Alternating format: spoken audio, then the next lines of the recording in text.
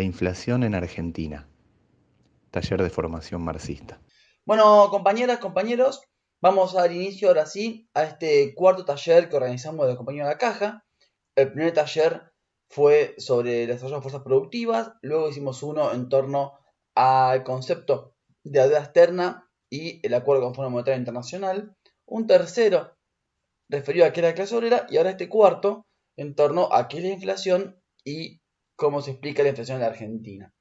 Queremos agradecer mucho al compañero Cristian Caracoche, que nuevamente está aquí presente para poder preparar, dictar, desarrollar este taller de debate. Y a todos los compañeros que se han inscrito y que están aquí presentes, somos más de 50 compañeros en estos momentos.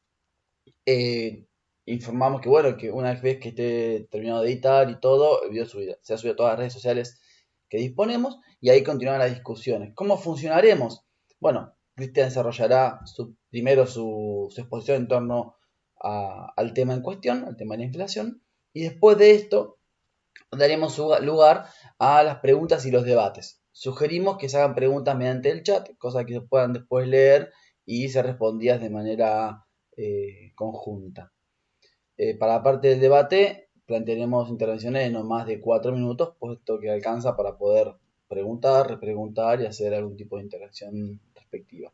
Como siempre, ratificamos el método de discusión que hemos establecido de la caja hace ya más de un año, donde lo principal es el respeto entre los compañeros, teniendo en cuenta que somos todos compañeros marxistas, socialistas, revolucionarios.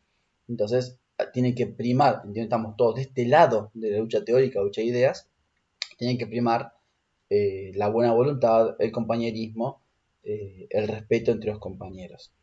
Así que bueno, Cristian, te damos pie a vos para que inicies este taller en torno a la inflación, explicación marxista de la inflación. Bien.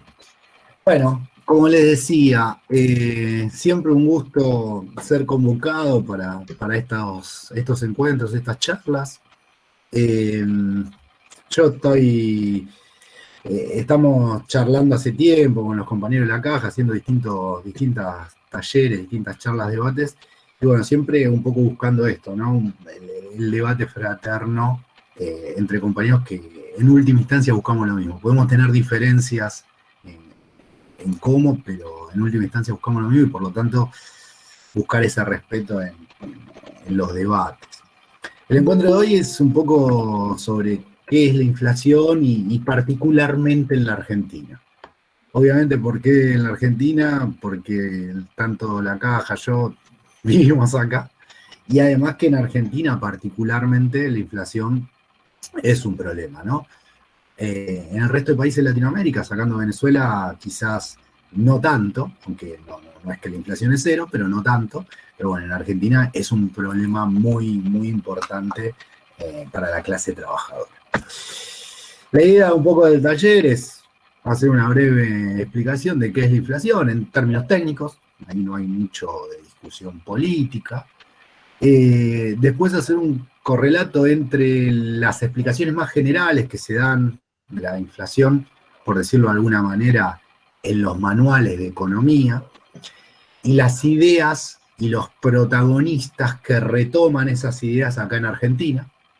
Es decir, la cuestión de las explicaciones generales tiene que ver con, bueno, que quien lo vea en cualquier país pueda tener una breve idea de las grandes teorías explicativas y quienes están en Argentina podamos identificar, ponerle carita a las distintas explicaciones. Después, brindar una explicación integral, que es la explicación que yo he dado en su momento en mi libro, en la nota que imagino que a todos les llegó por medio del formulario de Google. Plantear un poco los problemas de la dinámica inflacionaria, particularmente en Argentina. Y por último, bueno, como ya dijimos, abrir a preguntas y debates. Así que bueno, vamos a arrancar. Primeramente, ¿qué es la inflación? Como definición general, es el aumento generalizado y sostenido en los precios de las mercancías durante un periodo. ¿Qué quiere decir generalizado? Que tiene que darse en la amplia mayoría de las mercancías, y sostenido es que tiene que mantenerse en el tiempo. Esto implica y esto es importante, que no es inflación cuando aumenta solo un precio, y tampoco es inflación cuando el aumento en los precios es limitado en el tiempo. Estas son cuestiones muy básicas, muy técnicas, pero que es importante comprenderlas, ¿no? No es inflación que un día el tomate por una mala cosecha suba de un día para el otro, sino que la inflación es que suban todos los precios y se sostengan en el tiempo. Que dentro de esa suba haya una suba del tomate es otra cosa, pero la suba del tomate por sí mismo no implica inflación. Una cuestión importante, que no es lo mismo tener precios elevados que tener procesos inflacionarios. Acá me estoy dando cuenta en este momento que dejé Perú y era Inglaterra, pero por ejemplo, y esto quiero que se entienda porque en estos días un estudiante me preguntó sobre por qué, me dijo que Argentina tiene inflación porque tiene poca productividad. Entonces con más productividad no tendría inflación. A ver, hay países que tienen precios elevados, por ejemplo Francia, uno va a Francia o a Inglaterra y un café siempre sale caro, pero uno va hoy y uno va dentro de 10 años y el café va a salir lo mismo. En Francia 4 euros, en Inglaterra 4 libras. Ahora, uno va a Argentina y ahí sí existe inflación. ¿Por qué? Porque uno va hoy y uno va dentro de 10 años a tomar el mismo café y hay una diferencia en el nivel de precios. Por lo tanto, es importante eso. En relación a esto que decíamos de la productividad, el planteo era que Argentina era inflacionaria porque tiene baja productividad, y ahí que quedó lo de Perú. Perú tiene baja productividad y sin embargo no es inflacionaria. Nada, es una cuestión al margen, pero que me la han planteado un par de veces en estas últimas semanas, no sé por qué, pero como que varios compañeros me han hecho ese planteo. Bueno, viendo qué es inflación, qué no es inflación, vamos a las principales explicaciones. Hoy en día, si se quiere, la explicación más popular, más popularizada, es la explicación monetarista. Básicamente, la explicación que hoy en día están llevando adelante los libertarios. Como vamos a ver, entre comillas, la ventaja de esta explicación es que es una explicación altamente simplista, y eso genera un golpe de efecto muy, muy importante, ¿no? O sea, es muy fácil de comunicarla y de explicarla. ¿Qué es lo que dice la explicación monetarista? Iván, ¿me decís si se ve ahí mi cursor? Sí, se ve el cursor. Bien. ¿Qué es lo que dice la explicación monetarista? Que M por B, es decir, la cantidad de dinero M por la velocidad que ese dinero cambia de mano, tiene que ser igual al nivel de precios promedio P por la cantidad de transacciones. ¿Esto qué quiere decir a grandes rasgos? Que la cantidad de dinero tiene que cubrir la necesidad de dinero, por decirlo de alguna manera. A grandes rasgos, estoy tomándome algunas licencias académicas, ¿no? ¿Esto qué quiere decir? Y si yo tengo más dinero, genero más dinero y no tengo tanta necesidad de dinero, es decir, no tengo más transacciones, esa cantidad de dinero extra va a terminar decantando en mayor nivel de precios. ¿Qué se plantea? B y T fijas, que es B, la velocidad de dinero, la velocidad que el dinero pasa de mano en mano, y T es la cantidad de transacciones. Al estar fijas, ¿qué es lo que se plantea? Que si aumenta la cantidad de dinero, esa cantidad de dinero va a generar una mayor demanda de la oferta que hay, y por lo tanto eso va a decantar en inflación. Sería algo así como decir, bueno, si yo todos los años produzco 100 viromes y tengo dando vueltas en el país 1.000 pesos, y de repente un año emito el doble y paso a tener en el país 2.000 pesos. En el momento que tenía 1.000 pesos dando vuelta en el país, cada virome iba a salir en promedio 10 pesos. Cuando duplico la cantidad de dinero, desde este punto de vista, las viromes van a duplicar su precio. Es un razonamiento bastante simple, bastante potente y bastante comunicable. Ahora bien, siempre se plantea que el principal motivo del incremento de la cantidad de dinero es la monetización del déficit fiscal. básicamente siempre se relaciona como causante de la inflación a un Estado que gasta más de lo que recauda y por lo tanto para cubrir la diferencia entre lo que gasta y lo que recauda se termina decidiendo por emitir dinero. Por lo tanto, la explicación monetarista plantea eso, ¿no? Plantea que la inflación es siempre y en todo momento un fenómeno monetario y que a su vez la inflación se debe por una mayor emisión de dinero de la que la economía requiere.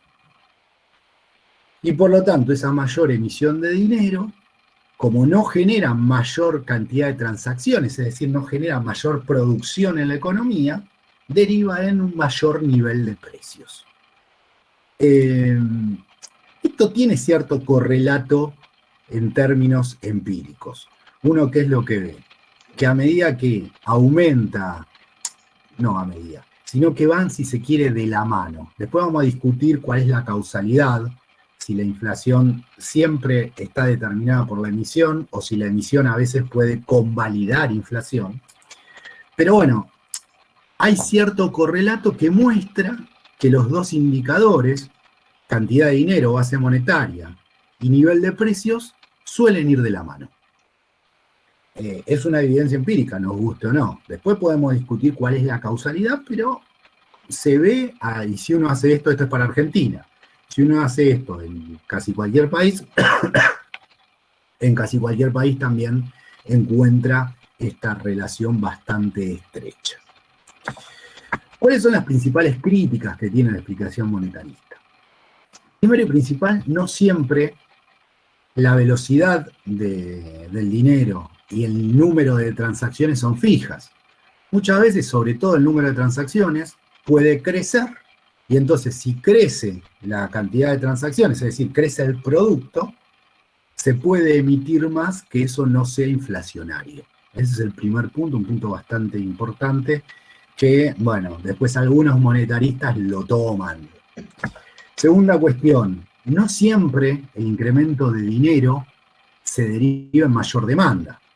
También puede ir a atesoramiento. ¿Esto qué quiere decir?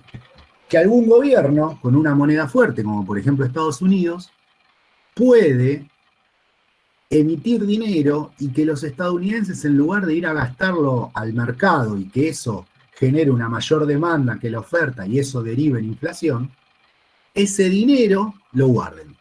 Entonces, es dinero que se emite, aumenta M y no aumenta P, no aumenta el nivel de precios.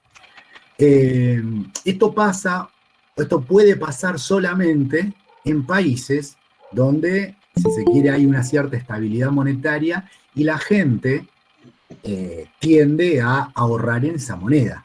En Argentina no. En Argentina, si uno emite dinero, la gente no guarda el dinero en el colchón, porque básicamente pierde plata a las horas. Pero bueno, en un país como Estados Unidos puede pasar que cierta emisión, cierto nivel de emisión, medido, moderado, no derive en inflación. Después, una cuestión importante, ya un poco la anticipamos, no siempre la dirección de la relación es de izquierda a derecha, es decir, no siempre es que aumenta la cantidad de dinero y por lo tanto aumenta el nivel de precios. Muchas veces también pasa que los gobiernos, ante un incremento en el nivel de precios por otras razones, lo que tienen que hacer es emitir dinero para que, si se quiere, la rueda del intercambio siga girando. Imaginémonos algo de nuevo con las viromes, ¿no? Tenemos 1.000 pesos dando vuelta en la economía y tenemos 100 viromes. Entonces vale 10 pesos cada virome. Ahora, de repente, por lo que sea, el costo de la virome sube y de repente, por lo que sea, bueno, la persona que vende viromes la empieza a vender más caro. No vamos a entrar en las razones porque entraríamos en un razonamiento circular. Pero por lo que sea, se genera un aumento en los costos que genera un incremento en el precio final de la virome. Si no aumenta la cantidad de dinero, es decir, si el gobierno no convalida esa inflación, el vendedor de viromes se va a quedar con las viromes en el bolsillo y va a quebrar. Por lo tanto, muchas veces los distintos gobiernos lo que hacen es emitir, no en términos de generación de inflación, sino en términos de convalidar inflación. Es decir, la mercancía llega al mercado con un precio estimativo. Y si no hay la cantidad de dinero para convalidar ese precio, el capitalista es muy probable o que quiebre o que incurra en altas pérdidas. Y obviamente que, bueno, los estados no buscan que los capitalistas quiebren o que incurran en altas pérdidas. Después, una cuestión importante. Dado que se explica que la emisión es hija del déficit, no se explica nunca desde este punto de vista, Milei nunca lo explica, Sper nunca lo explica, las razones del déficit. A lo sumo dicen que hay déficit porque los gobernantes son corruptos y porque son malos y porque quieren cagar a la gente. Es una explicación altamente voluntarista. Básicamente lo que se dice en última instancia es, los gobernantes, porque quieren, por una cuestión voluntarista, gastan más de lo que recaudan, por lo tanto emiten y por lo tanto tienen inflación. Es decir, en última instancia lo que se termina diciendo es que los gobernantes tienen inflación porque quieren, porque lo eligen. Es algo que claramente ningún gobernante en sus cabales aprobaría. Ningún gobernante diría, sí, pasa eso. No, ningún gobernante quiere gobernar con inflación. Siempre la inflación es nociva para su imagen política.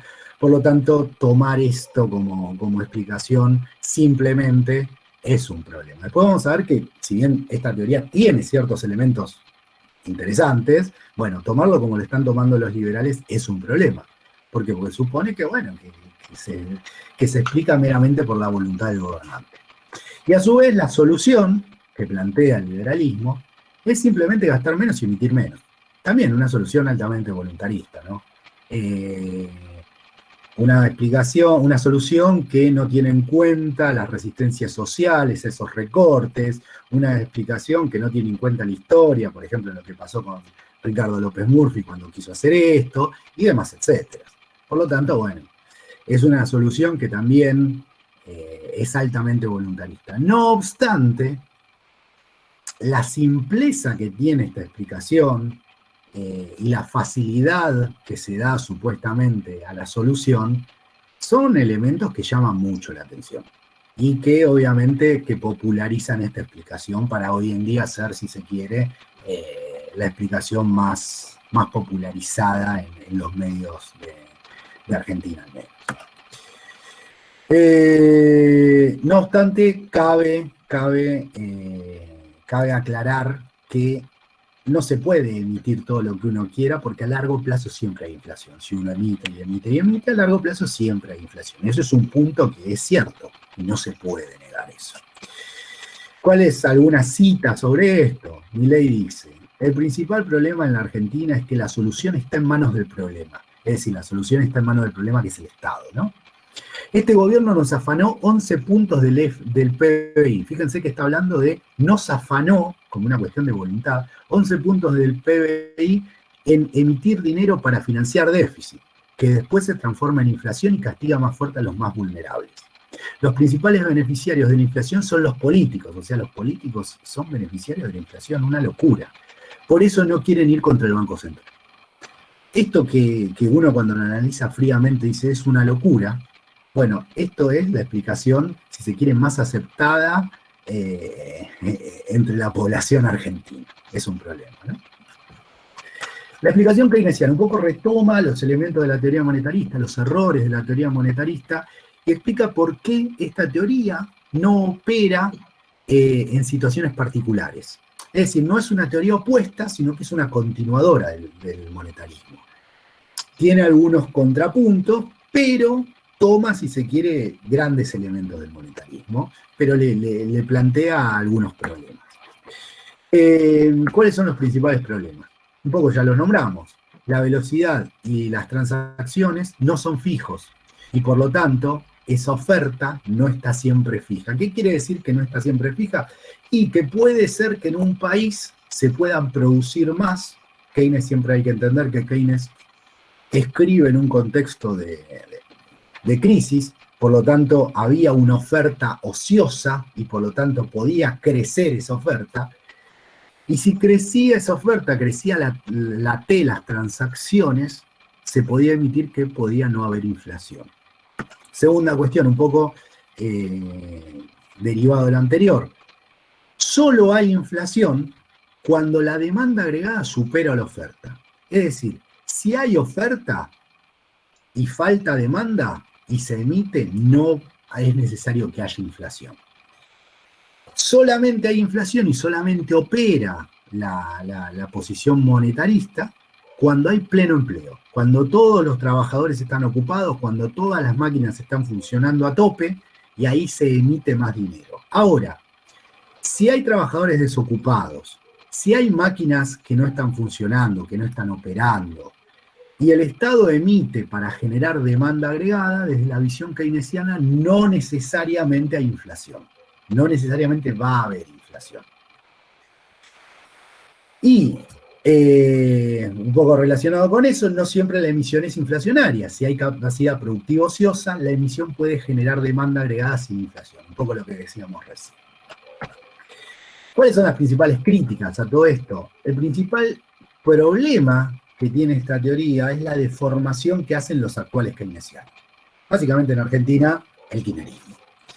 ¿Qué es lo que el principal, alguno de los problemas? La teoría monetarista tiene algunos problemas, ya lo dijimos, que no siempre opera, y por lo tanto los keynesianos actuales plantean directamente que la emisión no genera nunca inflación a secas. Es decir, llevan al extremo la crítica de Keynes. Keynes dice, no siempre la emisión genera inflación. Los keynesianos actuales ya terminan diciendo, la emisión no es que no siempre genera inflación, sino que la emisión no genera nunca inflación. De hecho, un poco esto se ve, se trasluce en el debate interno en el gobierno. En el gobierno hoy en día hay un sector importante, el gobierno argentino, que plantea que hay que tener más déficit y emitir más, total, eso no va a ser problema, y hay otro sector, el sector de Guzmán, que dice, bueno, hay que cuidarse porque esto puede terminar en una crisis hiperinflacionaria. Bueno, si se quieren, los seguidores más rústicos del keynesianismo actual plantean esto, que la emisión no importa, no se genera inflación, dale para adelante. Segunda cuestión, Keynes, a diferencia de muchos de sus seguidores actuales, no plantea que se puede mantener eternamente el déficit fiscal. Los seguidores keynesianos de la actualidad, por ejemplo, me olvidé, se me fue el nombre de la chica que lo llamó mequetrefe y ocupa a Alberto Fernández, plantea que, bueno, no puede ser que haya pobreza y que haya superávit fiscal. No, tiene que haber déficit, y déficit, y déficit, y emitir, y emitir, y emitir. En este sentido, si se quiere, los planteos de Keynes eran mucho más cautos. Decían, el déficit es plausible en tanto y en cuanto periodos cortos para sacar a la economía de la crisis, pero no se puede tener déficit eternamente. Bueno, los keynesianos actuales, muchos keynesianos actuales, no todos, pero muchos keynesianos actuales plantean que, bueno, que se puede vivir eternamente en déficit fiscal. Acá un poco la opinión de Axel Kicillof. Dice, el experimento macrista de 2018-2019 es una nueva refutación para esta explicación. Se acordó con el FMI una política de control monetario estricto, pero como se ve, la inflación no se dio por enterada. No hubo ninguna maquinita prendida y sin embargo solo consiguieron tasas altísimas, recesión, caída del salario real y del empleo privado. Básicamente lo que está diciendo Axel Kicillof con esto es, bueno, la teoría monetarista no operó durante el macrismo, no opera nunca. Entonces, bueno, hay que darle a la maquinita, total, no es algo que genere problemas. Ahora vamos con todo lo que son la serie de explicaciones por costos. Todas las explicaciones de la inflación por costos plantean que los empresarios trasladan incremento de costos hacia el precio final del bien. Es decir, a un empresario le sube algo de sus costos y bueno, aumenta de alguna u otra manera el precio de su bien final. ¿Para qué? Y para no caer en zona de pérdida y no quebrar. Y a su vez defender su nivel de rentabilidad. Hoy justamente me mandaron una captura de un chat de alguien que pedía una pizza y el pizzero le pedía disculpas porque tuvo que subir los precios y le explicaba, subió la mozzarella tanto a tanto, me subió esto tanto a tanto. Y claro, es un poco esto, la inflación por incremento de costos. Obviamente, ahora lo vamos a ver particularmente, pero el incremento de los costos tiene, dependiendo de la teoría, pero tiene en la realidad, tiene un límite. Uno no puede trasladar costos livianamente, ¿no? Porque en algún momento, inclusive los compradores dejan de comprar. O sea, no les alcanza para comprar la pizza y bueno, y amasan en la casa. Entonces, bueno, vamos a ver las limitaciones que tiene este traslado y las distintas interpretaciones. Bueno, de esta forma los empresarios defienden y o incrementan su rentabilidad, dependiendo de la teoría que vamos a ver. Principales críticas generales. Ahora vamos a ver las distintas explicaciones por costos, pero en términos generales, estas explicaciones en su mayoría solo explican, y ahora que lo leo dice explicaciones que explican, el mecanismo de difusión de la inflación pasada. Es decir, no explican por qué hubo inflación en el pasado, sino lo que explican es por qué esa inflación pasada se traslada al presente o al futuro. Por lo tanto, suelen ser, salvo alguna que vamos a ver, suelen ser explicaciones que son rengas en sí mismas, que por sí mismas no pueden explicar un proceso inflacionario, sino que tienen que explicar la base, la raíz de ese proceso inflacionario. Lo que hacen es explicar cómo ese proceso inflacionario se mantiene en el tiempo, se transmite, toma inercia, digamos. En función de lo anterior, no suelen explicar la razón original de la inflación, sino la manera que ésta se traslada entre sectores y se mantiene en el tiempo. Y en todos los casos, y esto es muy importante, y por eso hablábamos hace un rato de generar inflación con la emisión o convalidarlo, en todos los casos, siempre se requiere, para que se dé esta inflación por costos, que la entidad monetaria convalide el incremento de los precios remarcados. ¿Qué quiere decir? Que bueno, que si suben los precios, de alguna u otra manera la entidad monetaria ponga la plata, emita la plata para que esos nuevos precios se convaliden. Porque si no hay plata en la calle, yo vendo más cara la virome y no me la va a comprar nadie porque no hay plata para comprar la virome. Por lo tanto, para que se dé efectivamente esta inflación, se tienen que convalidar estos incrementos por medio de la emisión. Bueno, vamos a ver los distintos tipos de explicaciones por costos.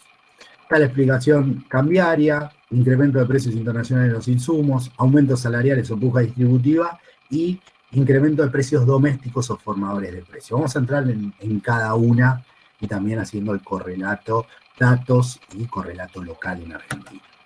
Primero, inflación cambiaria. ¿Qué es la inflación cambiaria? Básicamente, si se devalúa por lo que sea, y acá está lo que hablábamos hace un ratito, estas teorías por costos no explican la razón de la devaluación, sino que explican cómo se propaga esa devaluación. Si se genera una devaluación en Argentina o en cualquier país, van a tender a subir los precios de las mercancías transables. Es decir, ¿qué son las mercancías transables? Las que se importan y las que se exportan, o las que se pueden importar y las que se pueden exportar. A ver, supongamos, un celular hoy está 200 pesos. 200 pesos no, 300 dólares, supongamos. El dólar ronda los 200 pesos. Por lo tanto, un celular hoy ronda más o menos los 60.000 pesos, si no me equivoco. Sí. Si de repente el dólar sube, dije 200 suponiendo que el oficial es 200, ¿no? Si de repente el dólar sube al doble, el celular que se importa va a valer el doble en pesos. En dólares va a seguir valiendo lo mismo, pero en pesos va a valer el doble. Por lo tanto, es un insumo que se importa, es un insumo transable. Y después tenemos insumos que se exportan, que también son transables, como por ejemplo, no sé, la soja o la carne. En ese sentido también, el terrateniente que vende en el exterior va a recibir la misma cantidad de dólares, pero en pesos va a recibir el doble, digamos. Por lo tanto, acá para venderlo en el mercado local va a exigir también el doble. Supongamos, hoy en día, el kilo de carne, supongamos que no hay ninguna restricción y demás, etcétera, el kilo de carne, el kilo de asado está a 1.000 pesos, algo así como $5. Si de repente se da una devaluación, el tipo va a seguir vendiéndolo a $5 afuera, pero para vender el kilo de carne acá adentro no va a pedir 1.000 pesos, sino que va a pedir 2.000 pesos. Por lo tanto, cuando se genera una devaluación, aumentan todos los productos transables y obviamente los empresarios locales van a tender a buscar trasladar ese incremento de precios a la economía doméstica. Esto implica el traslado del incremento a los precios finales, obviamente. El traslado solo explicaría el incremento en los precios de aquellos bienes con componentes transables. Se supone que no se explicaría, por ejemplo, no sé, los honorarios de un masajista que no tiene componentes transables. Se supone, ¿no? O un profesor de deporte, de boxeo, y no tendría que trasladarlo. No obstante, a la larga termina subiendo sus precios por una cuestión de inflación generalizada. ¿Cuáles son las críticas particulares? Bueno, primero que no en todos los países las dinámicas ante la inflación son iguales. Por ejemplo, en Brasil, cada vez que se da una inflación por devaluación, no afecta, no tiene la velocidad y no tiene la fuerza que tiene en Argentina. Acá cuando se devalúa, al día siguiente ya todos ya remarcaron precios. En otros países no pasa eso. En Colombia, por ejemplo, no hace mucho hubo una devaluación y el índice de precios varió, pero no varió a niveles estrambóticos. Acá en Argentina, donde cuando hay una devaluación, el índice de precios pega un salto rapidísimo y muy fuerte. Segunda cuestión. Normalmente los procesos inflacionarios suelen desembocar en devaluaciones. Es decir, si hay inflación y no hay devaluación, eso genera algo que se llama atraso cambiario. ¿Qué es el atraso cambiario? Es que Argentina, en este caso, se vuelve cara en dólares, por decirlo de alguna manera. Quita, también tratando de explicarlo simplemente, le quita competitividad a los productos locales. Todo lo que viene afuera se viene más barato. ¿Por qué? Porque al haber un proceso inflacionario en Argentina, los precios de los bienes producidos acá van subiendo, y si no hay una inflación, una devaluación en el medio, los precios de los bienes importados se quedan en el lugar. Por lo tanto, suben el precio de los bienes locales y los importados se mantienen. En algún momento los precios locales llegan a un nivel que superan los bienes importados y por lo tanto no compra nadie los bienes locales. Un poco lo que pasó en los 90, ¿no? Todo lo que venía afuera era mucho más barato, nadie compraba lo producido acá. No obstante, ese atraso cambiario a la larga los 90 generaron un 2001, un 2002, básicamente con la devaluación. ¿Esto qué implica? Que hay inflación, hay devaluación, hay inflación, hay devaluación. Uno no puede explicar la inflación meramente por la devaluación. ¿Por qué? Porque sería un perro que se muerde su propia cola. Hay que explicar la inflación en parte por la devaluación, pero también tiene que haber otros componentes, porque si no de la nada no surge la inflación meramente por elementos cambiarios. Previamente al elemento cambiario, a la devaluación, tuvo que haber un proceso inflacionario. Y esta teoría de la inflación cambiaria no explica el proceso previo. Un poco esto que decía recién, no explica las razones propias de la devaluación original, es decir, no explica por qué hubo inflación antes y por qué esa inflación previa llevó a la devaluación. Y en la solución, también es una solución voluntarista. ¿Por qué? Porque lo que propone es que no hay que devaluar. Ahora bien, el mercado capitalista a veces exige una devaluación porque no hay moneda, no hay moneda extranjera, de repente todo el mundo sale a comprar dólares, no hay dólares, y el mismo mercado te genera una devaluación. Por lo tanto, suponer que uno puede frenar la inflación meramente con no devaluar es un problema. Uno lo que puede hacer, que eso gobierno tras gobierno lo han tratado de hacer, es utilizar el tipo de cambio, es decir, no devaluar como ancla inflacionaria. ¿Qué es ancla inflacionaria? Y bueno, banquemos la inflación tratando de que no se vaya a la mierda el dólar. Ahora bien, eso llega un momento donde, bueno, se va a la mierda el dólar por más que lo quieras agarrar. Entonces, es sostenible en el corto plazo. En el mediano y largo plazo es una solución ultra voluntarista que no se sostiene en el tiempo. Bueno, acá un poco se muestra cómo las distintas variaciones del tipo de cambio en azul se corresponden con picos de inflación interanual, ¿no? O sea, acá en el 2002 hubo una fuerte devaluación y hubo una fuerte inflación. Acá la seguidilla de inflación, de devaluaciones 2014, 2016, 2018, también muestran distintos picos de inflación en Argentina. Es decir, tiene una correlación empírica bastante clara. Lo que pasa que, bueno, ¿cómo se explica que en el 2003 la inflación era baja y en el 2018 ya estaba rondando el 40-50%? No se explica solamente por inflación cambiaria, no obstante, parte de esta inflación, después vamos a ver que sí se explica por estas devaluaciones sucesivas. Bueno, acá Alfredo Zayat plantea, dice que en esta tarea resulta clave la coordinación entre tasa de interés, tipo de cambio e inflación. El gobierno quiere evitar un salto abrupto en el tipo de cambio oficial que acelere la inflación, al tiempo que quiere impedir su apreciación real, atraso cambiario. Básicamente, ¿qué es lo que está diciendo Zayat con esto? Es que el gobierno está usando, y sigue usando, el tipo de cambio como ancla inflacionaria. Está tratando de frenar un proceso devaluatorio. ¿Hasta cuándo lo va a poder lograr? No lo sé. Pero siempre hay tensiones o presiones al incremento de la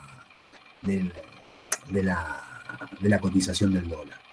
¿Qué pasa? Cuando se da esa devaluación, como ya vimos, se suele acelerar el proceso inflacionario. Por lo tanto, ningún gobierno, sobre todo en época electoral, le gusta, por decirlo de alguna manera, aceptar o abrir esos procesos devaluatorios. Si vemos acá, los tres procesos devaluatorios que se vieron en el gráfico son en años no electorales, 2014, 2016, 2018. ¿Por qué? Y porque en año electoral el gobierno se agarra con todo lo que tiene el dólar para que no le genere un problema inflacionario extra que afecte su popularidad en el voto. Bien. El incremento internacional de los insumos. Bueno, al aumentar el precio internacional en dólares de determinados productos, llegan al mercado local a un mayor precio en pesos.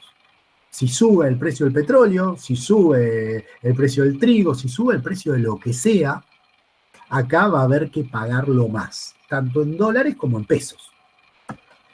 Esto obviamente implica un traslado del incremento de los precios finales. ¿Cuáles son las críticas particulares? Que, de nuevo, no se explica por qué en el mundo aumentan los precios. Esto lo que explica únicamente es cómo esos precios afectan a la economía local. A su vez, una cuestión importante, sobre todo en Argentina, esta teoría solo explica un porcentaje reducido de la inflación que arrastra Argentina. A ver, la gran mayoría de países del mundo sufren los mismos problemas con el incremento internacional de insumos y tienen unas inflaciones de abajo del 10%. Argentina, no obstante, tiene un 60% de inflación. Por lo tanto, esta explicación para el caso argentino opera, pero opera reducidamente. Y la solución, y esto es un problema también, la solución que se proponen los partidarios de esta explicación es el famoso desacople de precios, que también es una solución voluntarista. ¿Por qué? Porque en la actualidad del capitalismo es imposible desacoplar los precios, salvo que, bueno, se expropien a los medios de producción. Porque si no, el empresario, si suben los precios internacionales, ¿por qué va a seguir vendiendo a un precio más bajo que antes?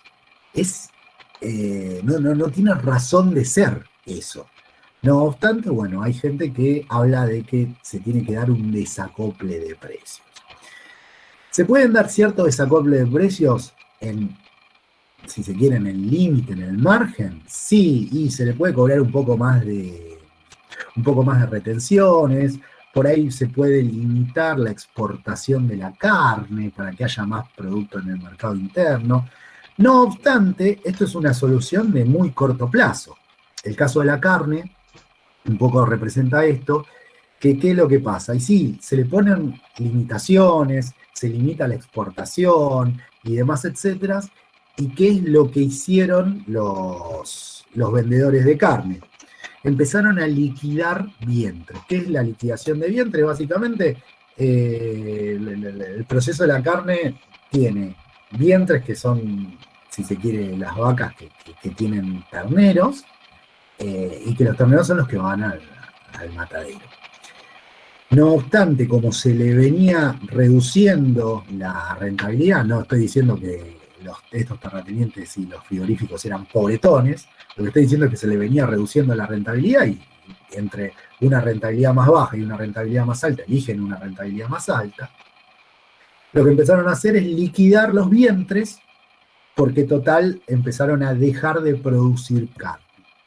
Entonces esto trae un problema a mediano plazo. ¿Por qué? Y porque por ahí en el corto plazo hay más oferta porque no se la deja exportar, pero en el largo plazo va a haber menos oferta de carne. Desgraciadamente así funciona el mercado capitalista, así es la lógica de la ganancia. Esto no quiere decir que yo la esté legitimando, esto quiere decir que así funciona. Queda en nosotros en algún momento expropiar los medios de producción y romper con esa lógica de la ganancia. Bueno, también una cita de Zayat: si suben los precios del trigo, maíz, girasol, soja y carnes en el mercado internacional, ese incremento se traslada a los precios locales, siendo así un impulsor de la inflación doméstica. Esta inflación importada adquiere mayor intensidad porque la economía argentina exporta los mismos productos que integran la canasta de alimentos básicos de consumo de las familias. Además, la dieta en Argentina es más variada y compleja que la existente en otros países de la región. Un poco acá, Zayat, si bien no dice toda la inflación argentina es por incremento en los precios internacionales, le da un peso bastante importante. ¿Es importante? Sí. Ahora, ¿cuánto explica? Y del 60% no debe explicar más de un 6-7%. Bueno, incremento salarial o puja distributiva. ¿Qué es lo que plantea? Plantea el traslado del aumento de los salarios a los precios finales. Básicamente es el empresario acepta en paritarias un aumento salarial, se da vuelta y remarca en el mostrador. Describe un comportamiento lógico en el empresario. Al trasladar los incrementos de los salarios, el empresario intenta mantener su nivel de rentabilidad. A diferencia del resto de las explicaciones por costos, esta explicación sí puede explicar el origen, su origen, en un cambio en las relaciones de fuerza. ¿Esto qué quiere decir? A ver, las anteriores simplemente explicaban la difusión de elementos previos inflacionarios. Ahora bien, la puja distributiva depende, entre muchas cosas, de las relaciones de fuerza. Si de repente hay un cambio en las relaciones de fuerza, puede aparecer por sí misma, por decirlo de alguna manera, la puja distributiva. A ver, si el 2001 implica en Argentina un cambio en las relaciones de fuerza. Por lo tanto, implica a la clase trabajadora argentina pararse desde otro lado para disputar el ingreso. Un cambio, una reducción en el ejército industrial de reserva, en la desocupación, implica un cambio en las relaciones de fuerza. Por lo tanto, implica que la clase trabajadora argentina pueda pararse desde otro lado para disputar el ingreso. Y por lo tanto, a partir de pararse desde otro lado y poder tener más exigencias salariales, puede aparecer esta puja distributiva. Es decir, es la única de estas teorías de costos que puede explicarse a sí misma, que puede explicar la inflación por sí misma. ¿Cuáles son las críticas particulares? Por un lado, no siempre se tienen en cuenta los límites del traslado a precios, es decir, la competencia. ¿Esto qué quiere decir? Hay sectores que tienen una inmensa capacidad de traslado de precios, traslado a precios, y hay sectores que no la tienen. Esto tiene que ver con cuánta competencia enfrenta cada sector. Por ejemplo, el sector textil no tiene mucha capacidad de trasladar a precios el aumento salarial. ¿Por qué? Y porque tienen que competir con otros productores, más allá de las protecciones que hay en Argentina, no pueden trasladar libremente porque tiene una competencia bastante fuerte. Ahora, el sector bancario puede trasladar todo lo que quiera y por eso el sector bancario tiene el nivel salarial que tiene. Después hay otros sectores que al poder disputar renta, es decir, ganancia extraordinaria, también pueden hacerlo, como por ejemplo aceiteros. Es decir, no hay que dejar de ver esto de los distintos sectores y su distinta inserción productiva para entender cuál es la capacidad de traslado a precios y cuál es su capacidad salarial, digamos. No por nada bancarios y aceiteros tienen los salarios que tienen y no por nada textil y comercio tienen los salarios que tienen. ¿Cuál es el problema desde esta visión? Esta visión tomada desde el progresismo supone que dentro del capitalismo actual existe la posibilidad, bastante errónea, pero es lo que supone el progresismo, que se puede cortar la puja distributiva de manera progresista. Y hay una realidad, históricamente, al menos de los 70 para acá, siempre que se cortó la puja distributiva, siempre se cortó por el lado más fino, básicamente, que es por el lado de los trabajadores. A grandes rasgos, ¿cómo funciona la puja distributiva? Aumento de salario, aumento de precio. Aumento de salario, aumento de precio. ¿Cómo se cortó históricamente? Y se eliminó el aumento de salario. Se eliminaron paritarias. O se intervinieron paritarias con un fuerte golpe a la baja que, si se quiere, permita recomponer ganancias. Siempre se recorta por el lado más fino, desgraciadamente por el lado de los trabajadores, por el lado del salario. Por lo tanto, esta también es una solución voluntarista. Un poco se ve cómo evolucionó la puja distributiva. Cómo fue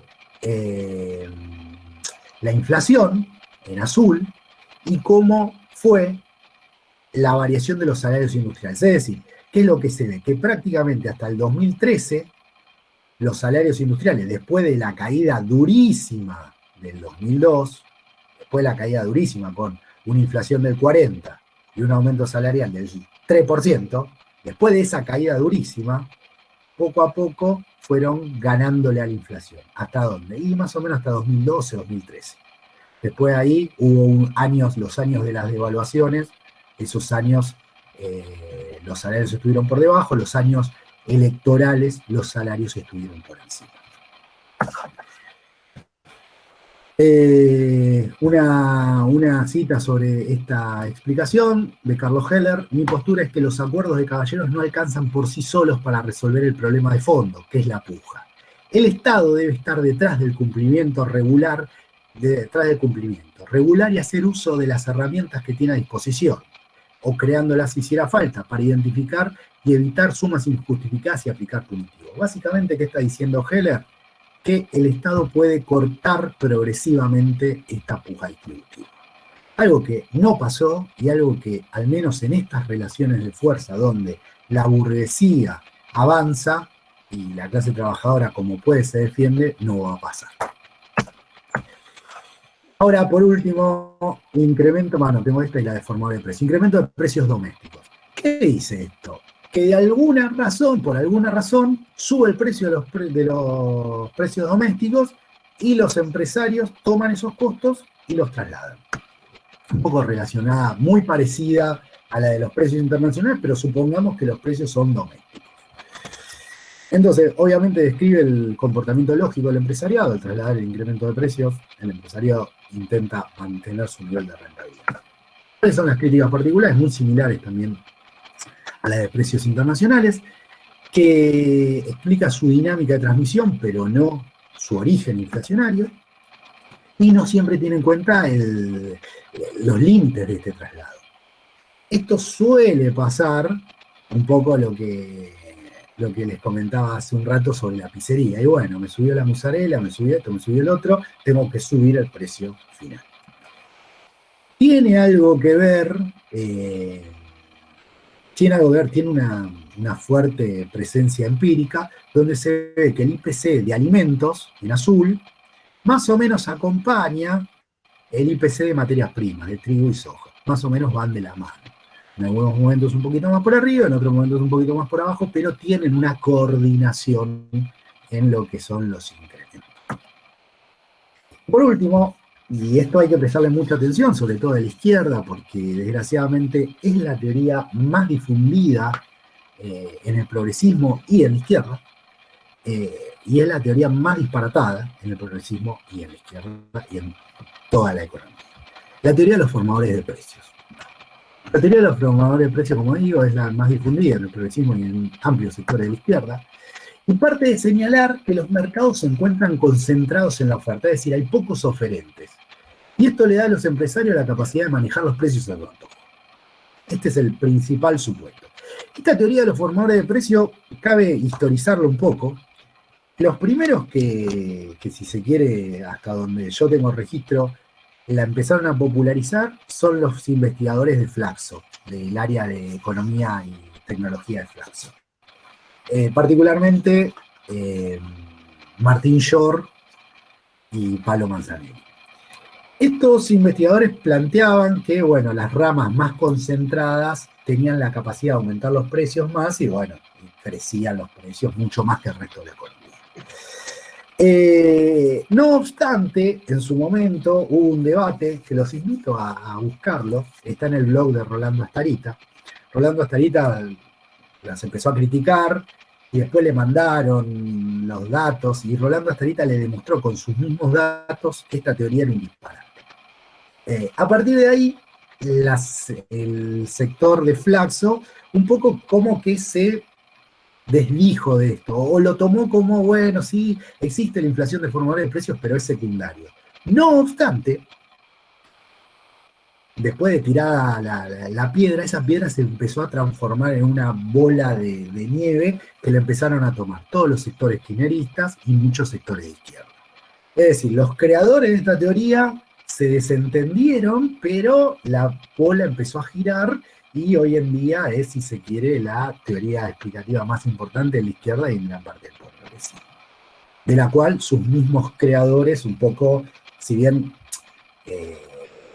dicen que hay cierta influencia, pero que es una influencia marginal, bueno, a los seguidores, digamos que le dan mucha más importancia. Bueno, en esta lógica, los empresarios especulan con los precios y por lo tanto manejan su nivel de rentabilidad, lo que le da obviamente ganancias extraordinarias. Esto está siempre muy ligado con que estos mismos empresarios, especuladores, malvados, también fugan sus ganancias. Ya hay un problema en sí mismo porque justamente los empresarios que tienen ganancias extraordinarias no invierten, algo que no pasa en el capitalismo, ¿no? O sea, en el capitalismo los empresarios donde tienen ganancias suelen invertir más. Bueno, acá se daría lo contrario. Pero bueno, son distintas cuestiones técnicas que no van al caso. ¿Cuáles son las principales críticas? Esta crítica supone la ausencia de la competencia intercapitalista. Es decir, son todos monopolios, oligopolios y especuladores. Cada empresario sube el precio de todo lo que quiere y no tiene competencia. Es un problemón esto, porque esto no pasa en ningún país capitalista, ¿no? Segunda cuestión, no se explica por qué, si los empresarios manejan los precios y la rentabilidad a su discreción, la inflación no es aún mayor. Es decir, ¿por qué un empresario gana lo que gana y no ganaría el doble, el triple, el cuádruple, infinito? Si total puede aumentar sus precios todo lo que quiere. No se explica por qué. A su vez, esto es más empírico, lo anterior era más lógico, pero esto es más empírico. No se explica por qué, con una concentración similar a la de los países vecinos, la inflación argentina es mayor. Digamos, los empresarios argentinos tienen un nivel de concentración que es similar al de Brasil, al de Uruguay, al de Bolivia, al de Paraguay. No obstante, en Argentina los empresarios son malos y en otros lados son buenos. Una locura. Y en el caso extremo, si lo llevamos ahí, en el caso extremo que los empresarios pueden establecer a su gusto los precios, a lo sumo lo que explicaría sería el nivel. Es decir, justamente por qué en un determinado lugar los precios son más caros, pero no la evolución, por qué los precios suben todos los días. A ver, supongamos que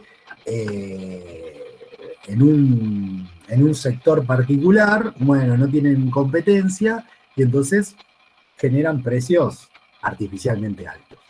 Eso explica el precio artificialmente alto, pero no explica que todos los meses ese precio suba. Es decir, no explica la inflación. Por tanto, es un problema para esta explicación. Los datos medibles la desmienten, es decir, de nuevo recomiendo que vayan a ese debate que está en el blog de Rolando Astarita, donde el mismo Rolando agarra y le dice, che, mira, con tus datos me da lo contrario de lo que estás diciendo. Y a su vez, por último, propone una solución voluntarista, porque ¿cuál es la solución? Y como estos empresarios especulan, le podemos controlar el precio. Por lo tanto, esa es la solución a esto. Y es sabido que dentro de un capitalismo como el actual, donde la burguesía avanza, controlar los precios es algo imposible. Por lo tanto, es una solución altamente voluntarista.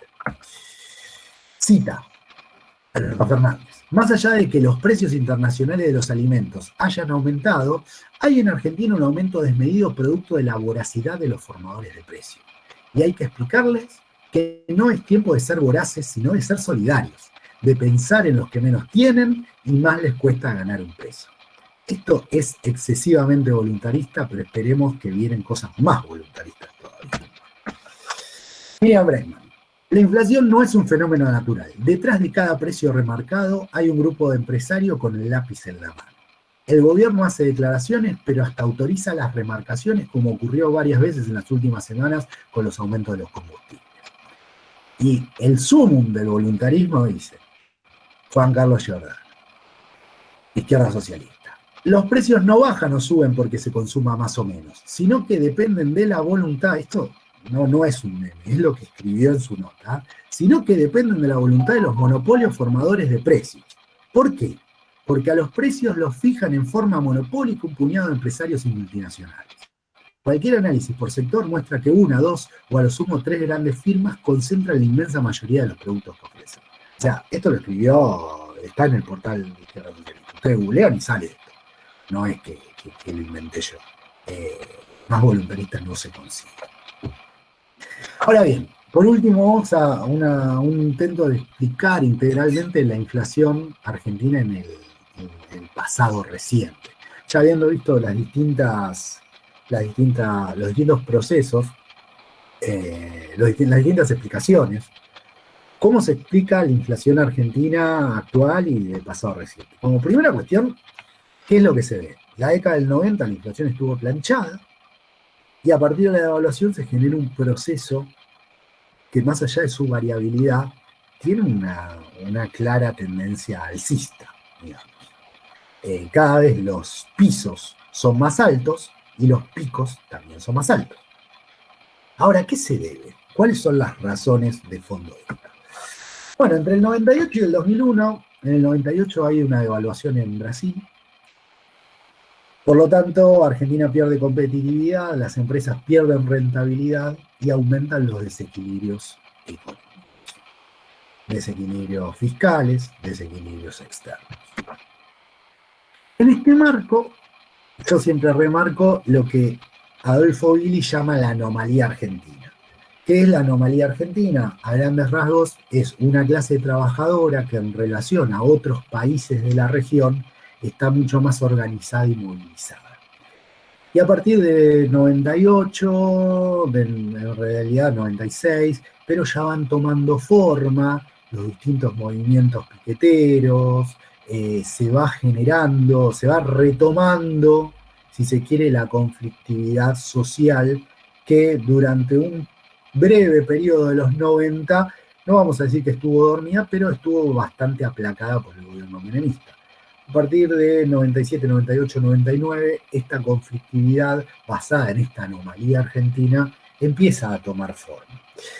Esta anomalía argentina, esta resistencia de la clase trabajadora, resistencia a largo plazo de la clase trabajadora, generaba la imposibilidad de un ajuste nominal. ¿Qué quiere decir un ajuste nominal? En la época de la convertibilidad, ante la devaluación brasilera, si no se quería devaluar, lo que había que hacer para ganar competitividad era bajar el precio local, pero bajarlo en términos nominales.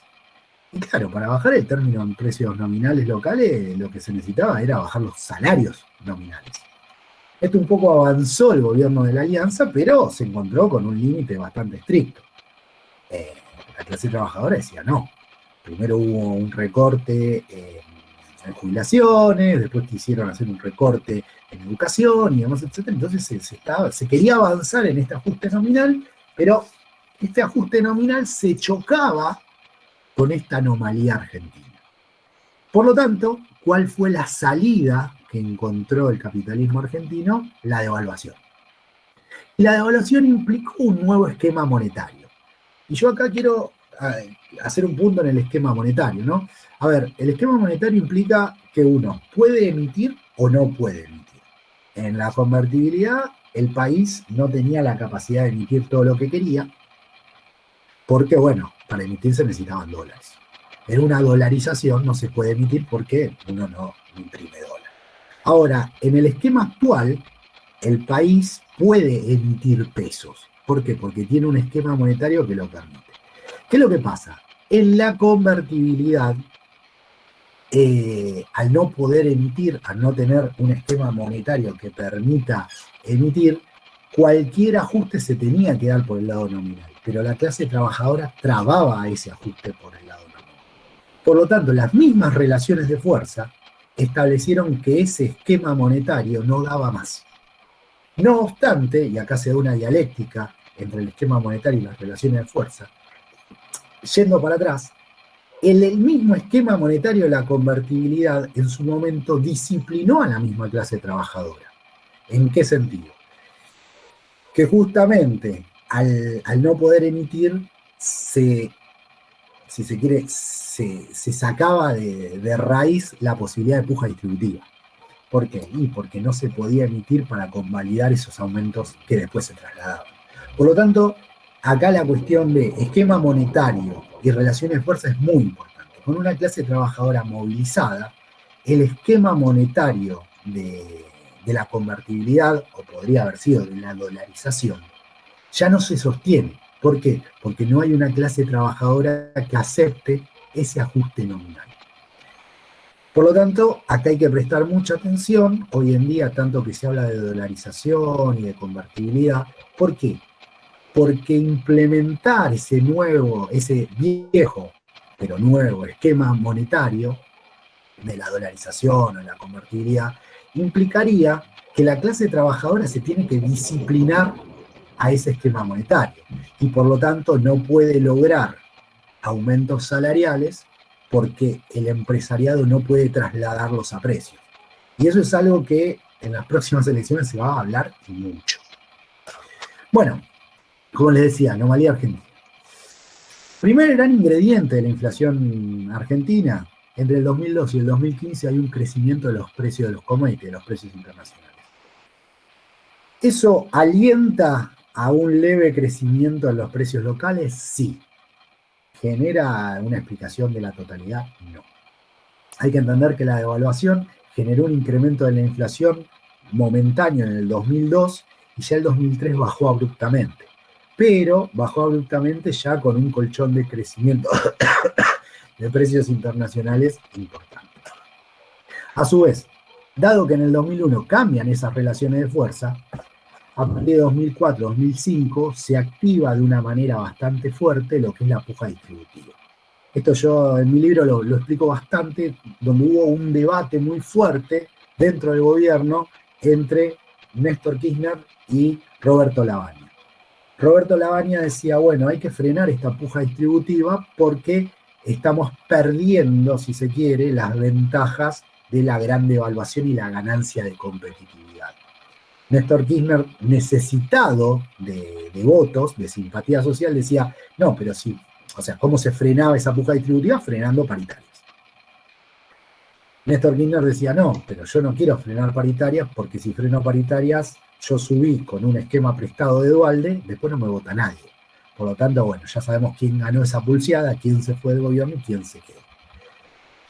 Como decía, por un lado, cambio de relaciones de fuerza en el 2001, 2003-2004, reactivación de paritarias, y 2005-2006 ya se da una caída tal en el desempleo que mejora las condiciones de la clase trabajadora como para exigir recomposición salarial. A su vez, entre 2009 y 2010 se empieza a dar, y que se mantiene hasta la actualidad, la aparición del déficit fiscal. Y esa aparición del déficit fiscal implica la monetización del déficit fiscal, es decir, el Estado gasta más de lo que recauda y emite. Y hay que entender esto y para diferenciarse de la escuela monetarista. No es que el Estado le gusta emitir, no, el Estado emite un poco relacionado con estas relaciones de fuerza de una clase trabajadora que no acepta los recortes. Es decir, si uno mira a nivel latinoamericano, la gran mayoría de países suelen tener déficits fiscales relativamente moderados, cuando no superávit. Y cuando uno mira, a su vez, suelen tener clases trabajadoras que los ajustes, si se quiere, los asumen, por decirlo de alguna manera, con una conflictividad bastante menor. Por ejemplo, en Brasil se generó una reforma previsional durísima que casi no tuvo resistencia. Acá, con la reforma previsional que implementó en su momento Macri, bueno, la clase trabajadora salió a la calle y frenó la triple reforma laboral, previsional y tributaria. Por lo tanto, bueno, este déficit fiscal hay que entenderlo no en términos voluntaristas, como lo plantea el liberalismo, sino que hay que entenderlo en términos de lucha de clases, de clase que resiste contra una clase que avanza en el ajuste. Y la clase trabajadora argentina, en términos de largo plazo, tiene esa anomalía, tiene esa capacidad, no solo de resistencia dentro de las fábricas, no solo de resistencia entre las fábricas con la comisión interna, no solo con los sindicatos por rama, sino también tiene una capacidad y una tradición de lucha callejera coordinada por ejemplo, los movimientos sociales. Uno va a cualquier país latinoamericano y no encuentra la cantidad de cortes y la cantidad de coordinación de desocupados que encuentra. Por lo tanto, la resistencia a los recortes fiscales es parte de esa anomalía argentina. Y por lo tanto, el déficit fiscal y la monetización es parte de esa misma anomalía argentina, o consecuencia de esa anomalía argentina.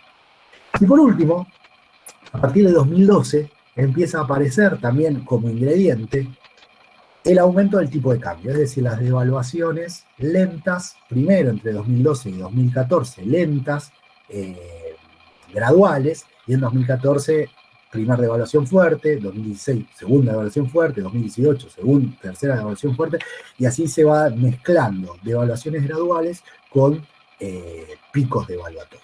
Por lo tanto, la inflación actual que hay en Argentina tiene distintos ingredientes.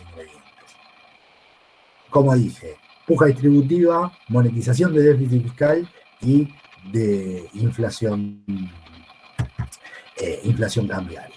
Ahora bien, de nuevo, ¿cuál es la anomalía que tiene una clase trabajadora que tiene capacidad de disputa y por lo tanto tiene capacidad que inclusive derrotada no se termina de derrotar del todo, es decir, no se pueden, por ejemplo, eliminar las paritarias, inclusive derrotada, no se puede derrotar del todo, en el sentido de que no se admite un recorte de fondo y mantenido en el tiempo. En ese sentido, la clase trabajadora argentina tiene su buena influencia en la resistencia a este ajuste. Ahora bien, ¿cuáles son los problemas de la dinámica inflacionaria? Y ya con esto termino. En el contexto actual, es decir, con relaciones favorables a la burguesía, la dinámica inflacionaria puede derivar en dos grandes escenarios, un punto intermedio. La espiralización de esta dinámica inflacionaria, hiperinflación, y un ajuste de shock, o un aterrizaje controlado. ¿Cuál es el problema? En estos dos escenarios, en cualquiera de los dos, los que vamos a salir perdiendo es la clase trabajadora. Porque, como dijimos, requiere una devaluación que elimine el atraso cambiario. La devaluación implica caída de los ingresos de la clase trabajadora. Para cortar la puja distributiva, siempre implica caída salarial. Por lo tanto, implica empeoramiento de las condiciones de vida de la clase trabajadora. Y a su vez, para cerrar el déficit fiscal, se implica un recorte en el gasto público social. Por lo tanto, empeoramiento de las condiciones de vida de la clase trabajadora. Por lo tanto, es esperable que el actual ajuste siga vigente. No sé por cuánto tiempo, pero que siga vigente seguro.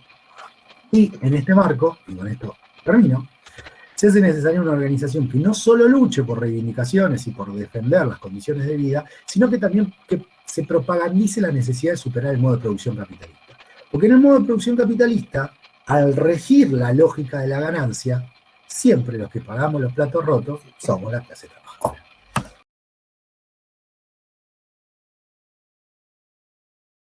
Bueno, hay 3 preguntas más o menos diferentes, así que te las leo todas, después cualquier cosa lo retomamos. La primera, Javier Leukovics, espero haber leído bien el nombre, el apellido, plantea que entre la diferencia entre países con un proceso de inflación, Argentina, Brasil, Colombia, Chile, Uruguay o Perú, dice que bueno, en Argentina siempre le contestaban que era mayor, y repregunta ¿por qué los sindicatos negocian 3 meses, tipo gatillo, si la patronal nunca buscó firmar por 2 o 3 años?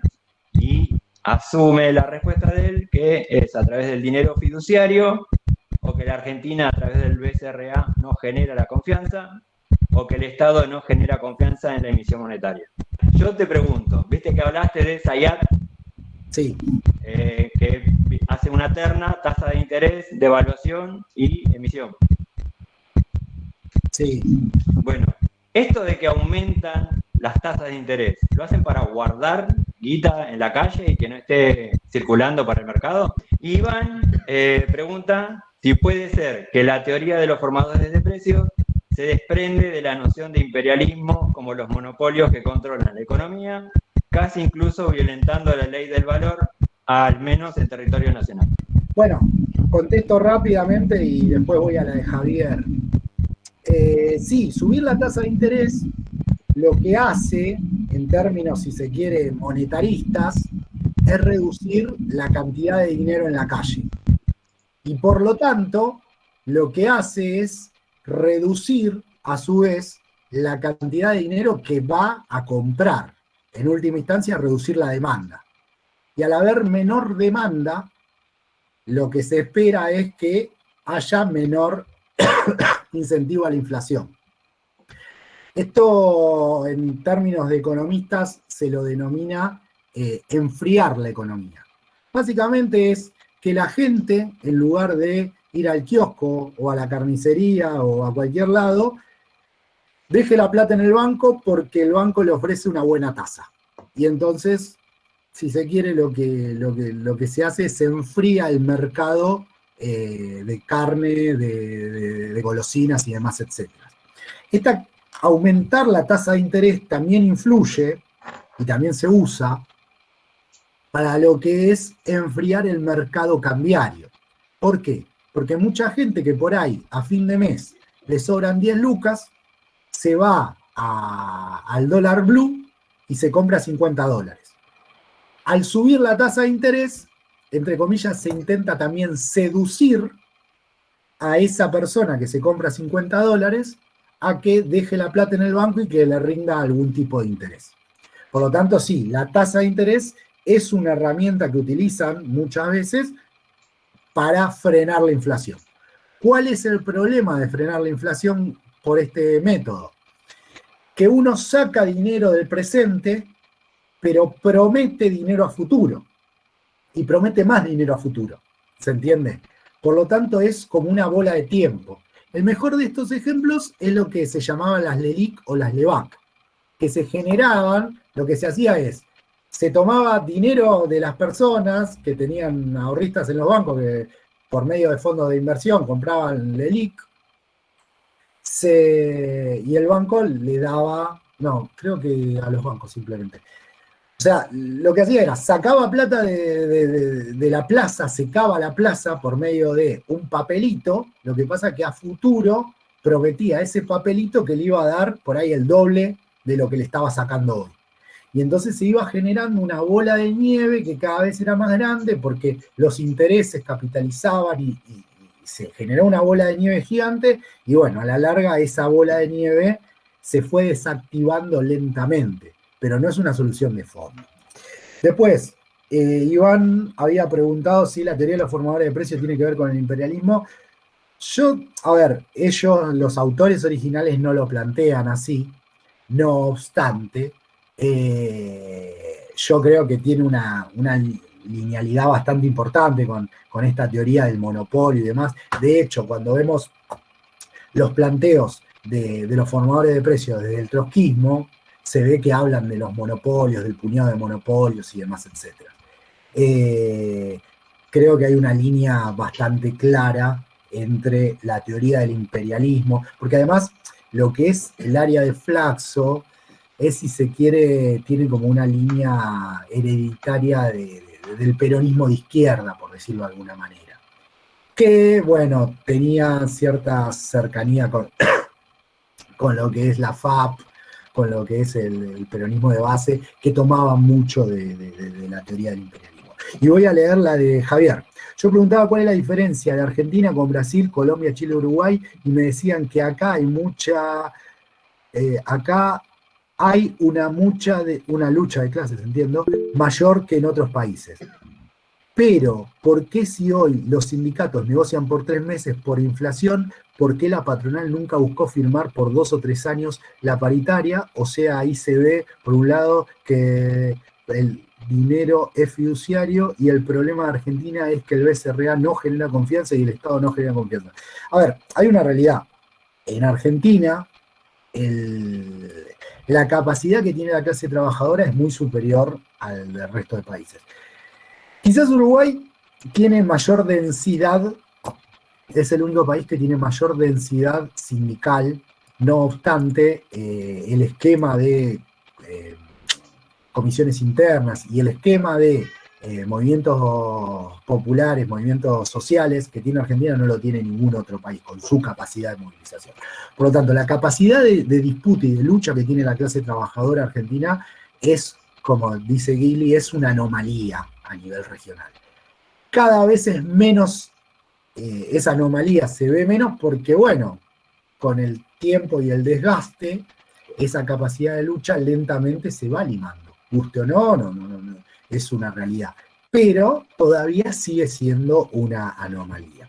Ahora, los sindicatos arreglan por 3 meses básicamente porque lo que no quieren, bajo ningún punto de vista, es quedar tan, si se quiere, tan al horno con la inflación. Hoy en día se puede esperar que por ahí, no sé, a 3 meses la inflación vuelva a pegar otro salto, porque hay una evaluación. Por lo tanto, los sindicatos, si bien estamos todos de acuerdo, son todos burócratas, entregan las luchas, la realidad es que los sindicatos no pueden permitir, dada cierta movilización que hay en las bases, una caída salarial tan fuerte. Permiten cierta caída salarial, un poquito, de a poquito, pero bueno, tienen que ponerle un poco de carpa porque si no se pierden esas posiciones burócratas. La burguesía siempre estuvo buscando, y va a seguir buscando, acordar paritarias largas, porque justamente el acordar paritarias largas implica cierta estabilidad y cierto orden, por decirlo de alguna manera, en la planificación burguesa. Pero bueno, en un plano inflacionario como el de Argentina, nadie le va a aceptar una paritaria larga. Por más que te digan que por 3 años te doy el 300%. Yo no sé qué sindicato, el tema es, sin ningún tipo de revisión paritaria, ningún sindicato le va a aceptar eso. ¿Por qué? Y porque no sabemos si el año que viene la inflación no va a ser 150%. No lo sabemos. Por lo tanto, nadie se anima a agarrar eso. Ariel Mourlas, acá Emanuel está preguntando qué va a pasar con la inflación en la dolarización que propone Milei. A ver, de darse esa dolarización, cosa de que yo la veo bastante difícil, pero supongamos en el caso de que se da esa dolarización, sí, la inflación va a bajar. El tema es cuáles son los costos de esa caída de la inflación. A ver, la dolarización vendría a ser como decir, bueno, me duele el dedo y viene Milei y me dice, bueno, yo te soluciono el problema del dolor del dedo, te corto la mano. Digamos, se genera consecuencias que obviamente que Milei no las está planteando, no las dice, pero si se quiere la transición es durísima, es realmente duro un proceso de dolarización, sobre todo porque en un primer momento hasta que se acumulan dólares, que pueden pasar 10 años, los salarios en dólares argentinos serían de $50, $100. Está bien, no estamos tan lejos, digamos. Hoy en día un salario promedio está rondando los $400, $500. Pero bueno, una dolarización implicaría una caída rotunda del salario en términos de dólares, porque se necesitarían muchísimos dólares para cambiarlo por los pesos que hoy en día existen en la economía argentina. Y no existen esa cantidad de dólares, y la única manera que se me ocurre hoy en día que se pueden generar esos dólares es por medio de la deuda, más deuda todavía, ¿no? Hola, le dejo unas preguntas. Lo primero que dijo Cristian en su exposición es que entre inflación y aumento de la oferta monetaria hay correlación. Si uno mira el largo plazo, se contrasta y evidencia claramente. ¿Por qué no es causalidad? Hay que diferenciar el corto y el largo plazo. ¿Por qué no es causalidad? El tema es cuál es la causalidad. A ver, los gobiernos emiten, a ver, uno puede pensar la emisión como causa de la inflación, es decir, la orientación de izquierda a derecha en la ecuación monetarista, es decir, de M hacia P, o también la puede pensar que, bueno, que los gobiernos no emiten para generar inflación, sino que emiten para convalidar inflación. Por lo tanto, sería de derecha a izquierda. Como hay aumento de precios, los gobiernos, para que no quiebren empresas, lo que hacen, para que les puedan convalidar los consumidores esos aumentos de precios, es emiten dinero para que haya liquidez y se puedan vender esos productos. ¿Esto qué quiere decir? Que de una u otra manera, sea cual sea la correlación, siempre van juntas. Eso estamos de acuerdo. Justamente, correlación, ¿qué quiere decir? Que van juntas. Ahora, la causalidad no es lo mismo que correlación. Yo siempre doy un ejemplo bastante tonto. La gente que tiene problemas de la vista usa lentes. Ahora, ¿por qué ¿cuál es ¿hay una correlación? Sí, la gente que tiene problemas de vista usa lentes. Ahora, ¿cuál es la correlación? ¿Cuál es la causalidad? Porque tiene problemas de vista, usa lentes. Otra persona que no entiende cómo funciona podría decir, no, ¿sabes qué pasa? Que si te pones lentes te da problema de vista. Es decir, la causalidad se podría plantear, tomado de los pelos, se podría plantear al revés. Bueno, en este caso, no hay una causalidad definida como la de los lentes y los problemas de la vista, sino que puede haber causalidad de ambos lados. Un gobierno puede emitir, a ver, estamos todos de acuerdo que el gobierno de Venezuela tiene un déficit gigante, bueno, ahora ya no tanto, ¿no? Y ahí la causalidad es de emisión hacia precios, estamos de acuerdo. Ahora bien, en procesos inflacionarios de bajo nivel, puede ser de precios hacia emisión, tranquilamente. No, bueno, yo no sé si... A ver, yo quería, pero lo que pasa es que siempre escuché tantas veces voluntarista que me hizo ruido. Y me desvió, quizás yo, el tema de la inflación, sí, si bien obviamente la pregunta puede ser, y entonces, ¿no? Porque en este contexto no habría salida. O ajustar a la clase obrera como si los sueldos generaran inflación o nada. Porque o por lo menos yo tampoco que soy alguien que entiende al toque estas cosas, voy a ser sincero. Lo voy a tener que rever porque se me escapan cosas. Pero al margen, con el tema del voluntarismo, o de si los patrones son buenos o malos, y no hablo puntualmente en este caso justamente por mis fallas en entender bien el tema, pero sin irme muy lejos, el Panama Papers. O sea, yo no digo si son buenos o malos, pero eso involucró a políticos de 76 países y a cientos de miles de empresas.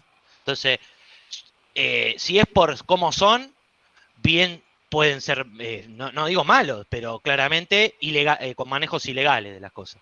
Es decir, si esa es plata que se va y nadie registra ni que se va, ni a dónde se va y no paga impuestos, básicamente, y no lo hacen dos tipos, lo hacen todo funcionario de todos los países, muy acomodado, del petróleo, presidentes, diputados, senadores, junto con cientos de miles de empresas, y ninguna paga impuestos, y todos se la fugan en empresas offshore, y no es una fuga porque no es rentable acá o allá, son 76 países involucrando a las potencias.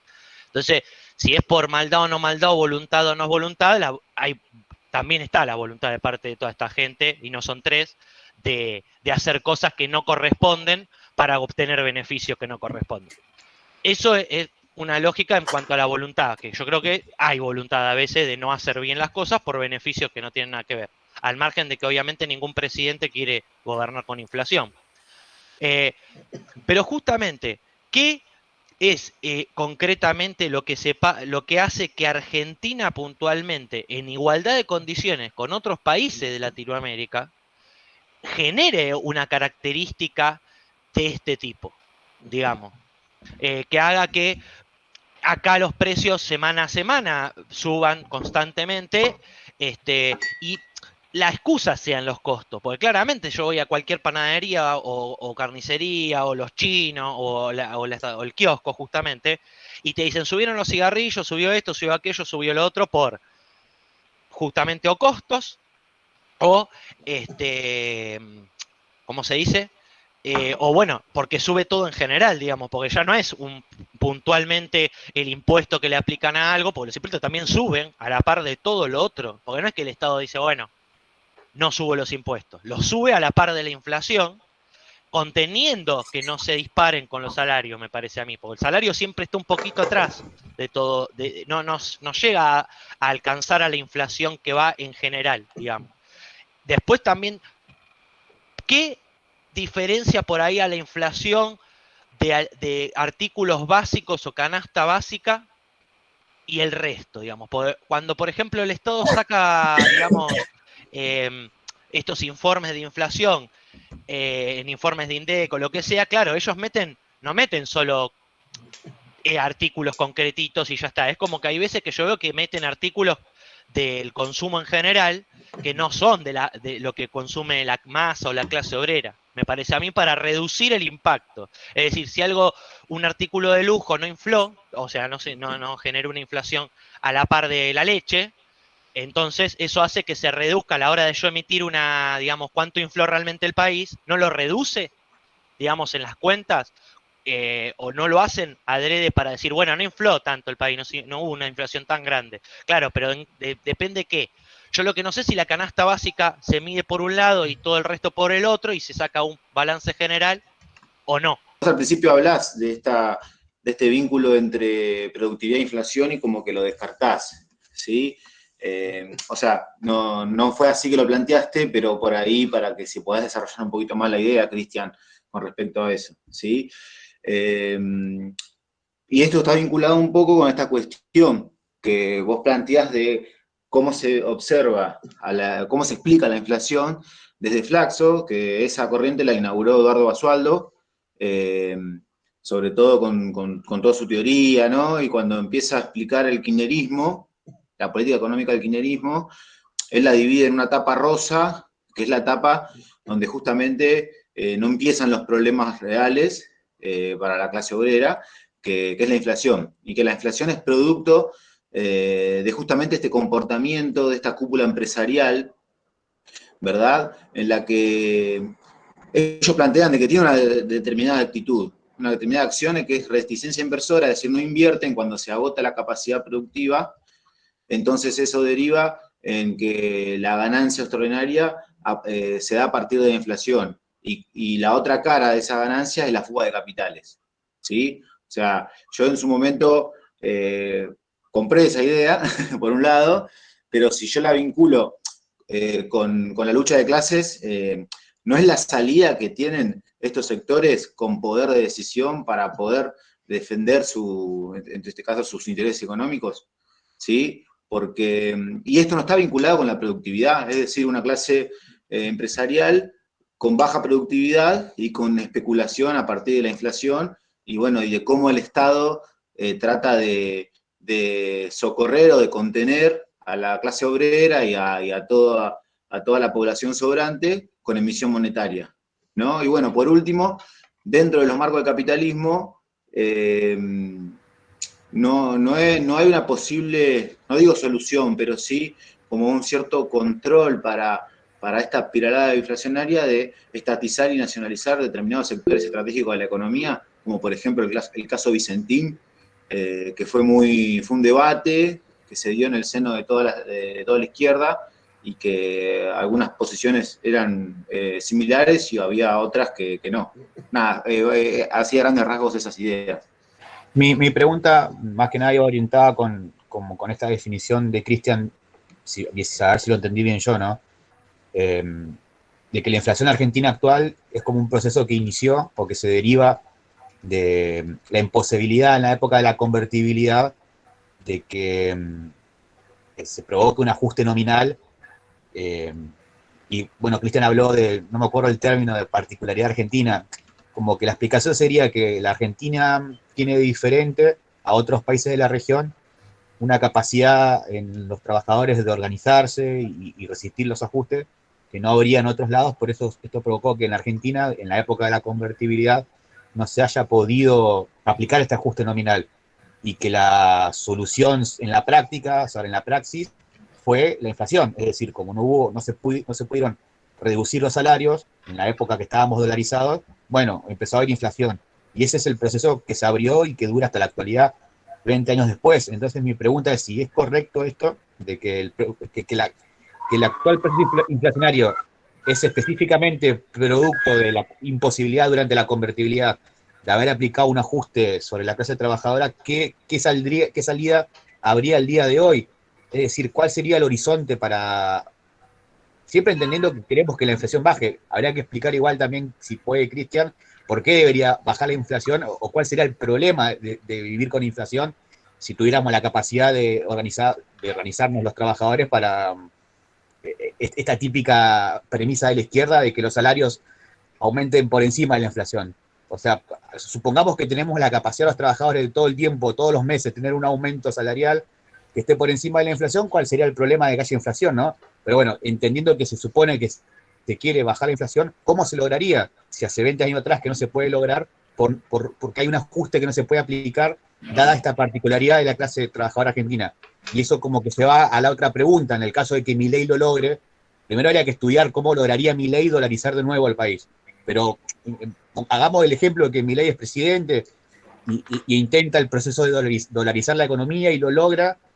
¿Cómo serán las consecuencias de esa futura dolarización? Recién Cristian lo explicó bien diciendo, no sé, los salarios pasarían a ser de $50 cuando hoy son de 400, así de un año para el otro. Evidentemente ese es el ajuste que está pendiente. Hay un ajuste pendiente en Argentina que es lo que explica la inflación, ¿no? Eso es lo que yo entiendo. Entonces, ¿cómo se soluciona esa inflación en este actual contexto? Es decir, es como que quién va a ganar la pulseada, ¿no? Si va a haber el ajuste fenomenal que hace falta, o va a haber una salida intermedia, o va a haber la revolución socialista en Argentina impresa un proceso internacional de derrumbe del capitalismo. No lo sé, eso lo explicará Cristian. Era esa un poco la pregunta. Bien. Voy a avanzar con algunas cosas más sueltas y después ir por ahí a lo más estructural. Creo que Pablo me pidió si podía profundizar sobre la cuestión de productividad e inflación. ¿Por qué no se puede asignar la baja productividad de Argentina? ¿Por qué no se puede asignar como causa de la inflación la baja productividad argentina? Primera razón, porque hay un montón de países igual o menos productivos que Argentina que no tienen inflación.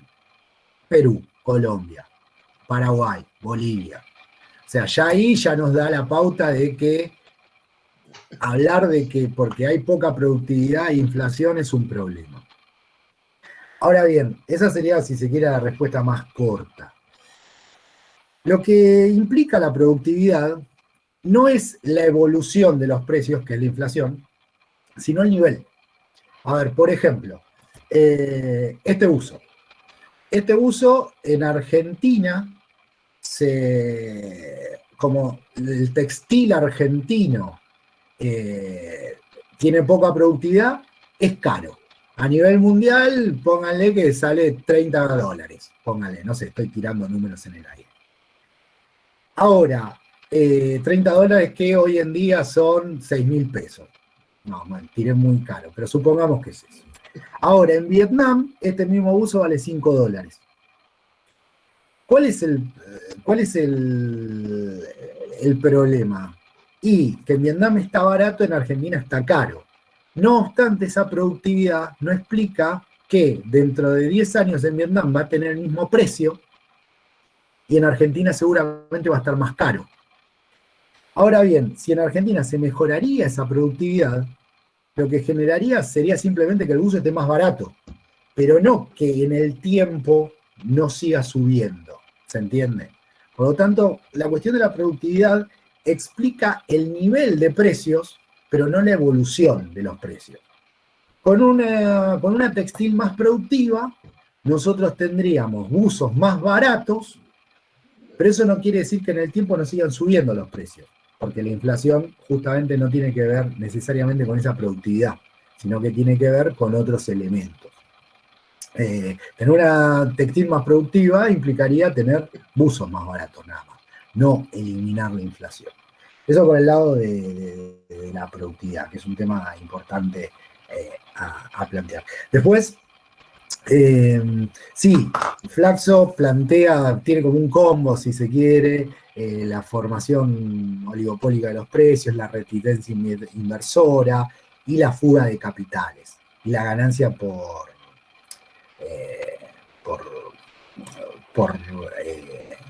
inflación. Ahora bien, en realidad, ¿qué es lo que hace que las empresas inviertan más o inviertan menos en un país? Una maldad, una reticencia inversora, una cuestión voluntarista de en este país no quiero invertir. No, es que en Argentina justamente para cualquier empresario es un problema la inversión, es un problema si se quiere proyectar en el mediano plazo, es un problema el tratar con el mismo sindicalismo, es un problema siempre mirándolo en relación con otras opciones de inversión. A ver, siempre yo hago el mismo planteo. Siempre hay que tratar de pensarse en los zapatos del empresario, que es quien en última instancia determina a dónde invierte y por qué invierte. Uno invertiría en un país donde no sabe cuánto va a salir el mes que viene sus insumos básicos. Uno invertiría en un país donde tiene un sindicalismo bastante movilizado y que te puede hacer un paro y parar la fábrica. Teniendo al lado un país donde sabes exactamente a cuánto va a estar dentro de un mes o 2 meses o 5 años los insumos básicos y donde los sindicalistas están recontra dóciles y te aceptan cualquier cosa. Y yo, si sería empresario, invierto en el país donde tengo mayor estabilidad y mejores niveles mejores condiciones de valorización. Por eso la supuesta reticencia inversora no es un comportamiento malvado de la cúpula, no, es lógica básica de la ganancia. Un empresario va a invertir, siempre tiene un abanico de destinos de inversión, y en función de eso elige, guste o no, nos guste o no a nosotros, que somos los trabajadores, ¿no? Elige dónde va a invertir. Acá en Argentina, por ejemplo, en el 98, Brasil devaluó. ¿Y qué hizo Firestone? Yo hablo de Firestone siempre porque justamente mi familia trabajaba en Firestone en ese momento. Y se llevó todo la producción de la planta de Lavallol, se la llevó a San Pablo. ¿Por qué? Y porque San Pablo tenía mejores condiciones de valorización.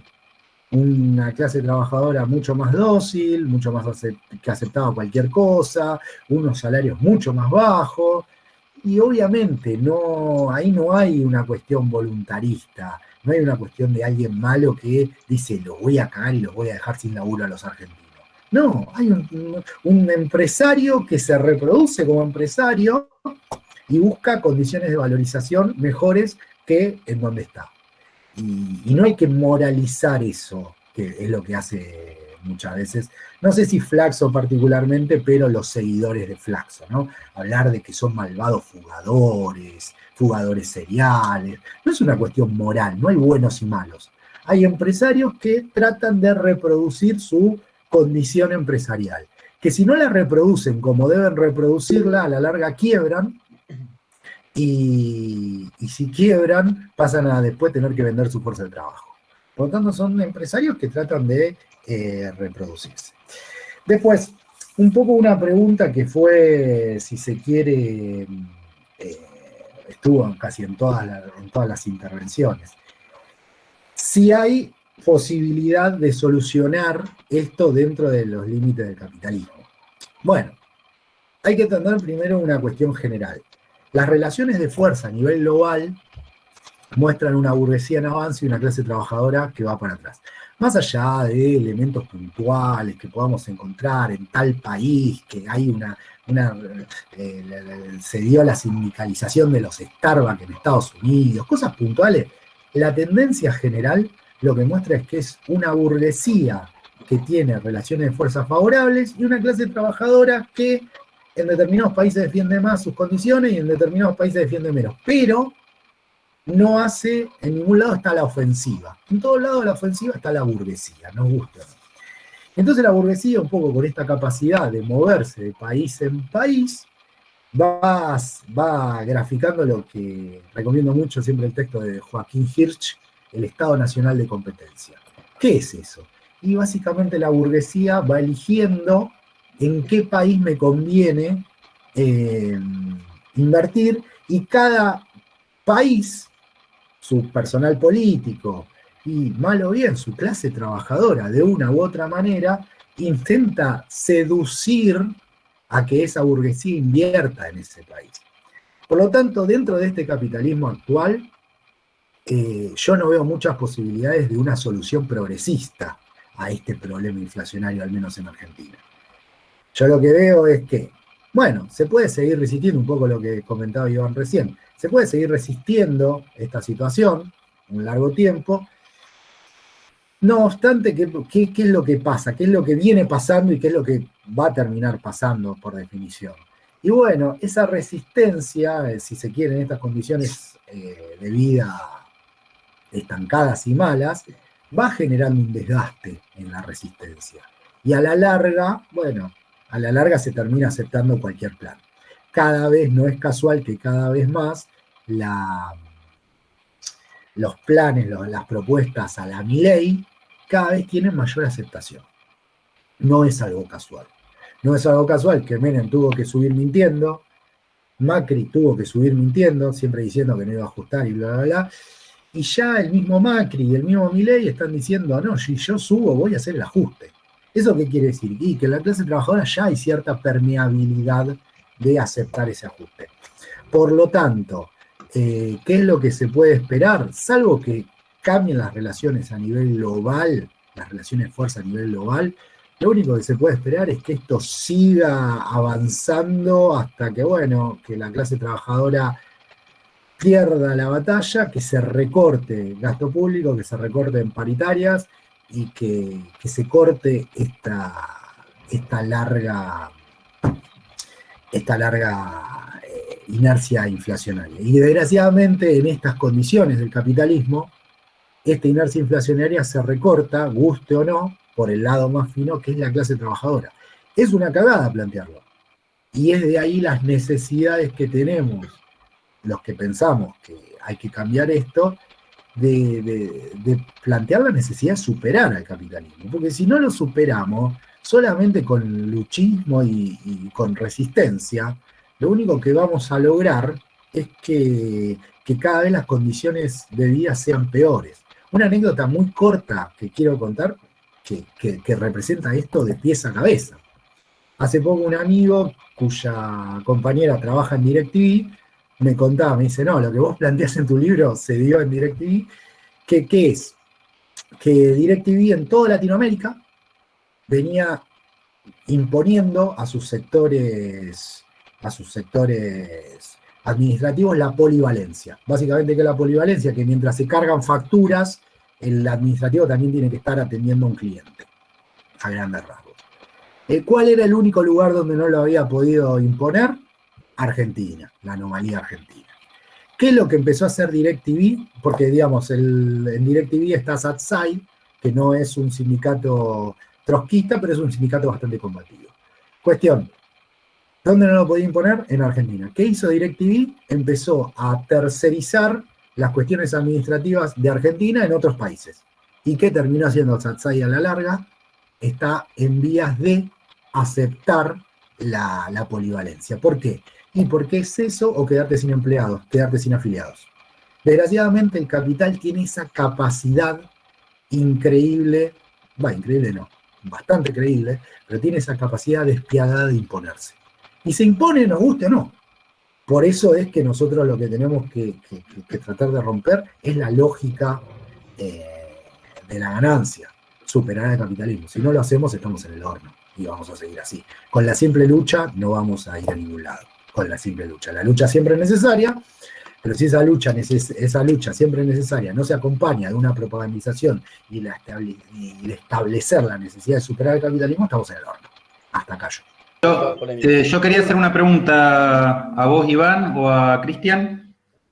En lo que tiene que ver